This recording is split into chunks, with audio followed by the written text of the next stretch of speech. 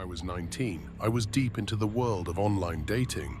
I had low self-esteem and a real craving for connection, which led me to try just about every dating app under the sun.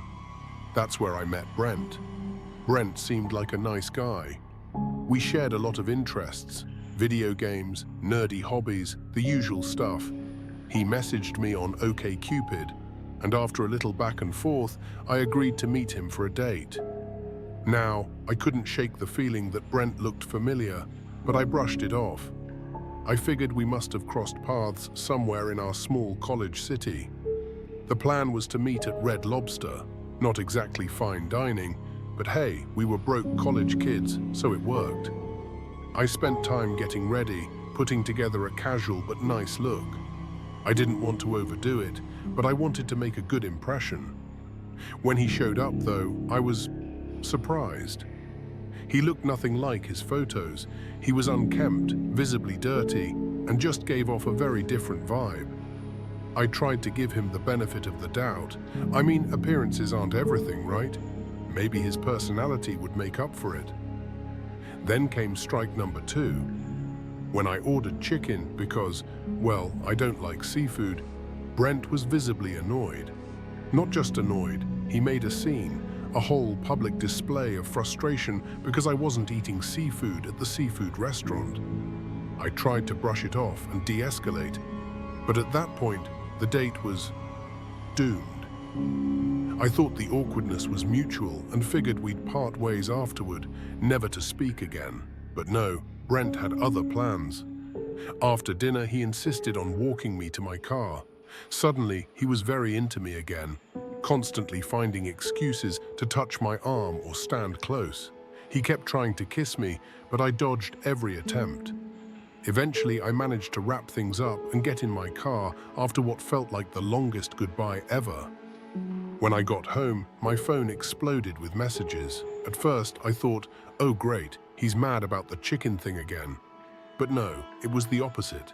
These were long, gushing texts about how amazing I was, how perfect we were for each other, and how he couldn't wait to see me again. I didn't respond. I went to bed, figuring I'd talk to my roommate in the morning about what to do. I wasn't interested, but I felt bad ghosting him completely. My roommate, though, she had no such qualms. She told me to block him immediately. I wish I had listened. Over the next few days, the messages kept coming. Brent was persistent. He talked about how we were statistically perfect for each other, something about some quiz on OkCupid, and how he was convinced we were meant to be. I tried letting him down gently, but he just laughed it off, saying I'd understand someday. Then came the breaking point. One night, while we were texting, he casually mentioned that he was outside. And then I heard knocking. On my bedroom window, I froze. My heart was pounding as I texted back, asking what he was doing. That's when he told me. Brent worked at my apartment complex, maintenance and janitorial tasks. That's where I recognized him from. And here's the kicker. He'd recognized me from the start. From the moment he messaged me on OkCupid, he knew who I was. This wasn't some date gone wrong that turned into stalking. No. He had already been stalking me. I lost it. I sent him a long, furious text full of threats about what I'd do if he didn't leave me alone. But it didn't faze him. He just dismissed it, saying I was being silly and that I'd come around eventually. He acted like this was destiny, like I couldn't fight it.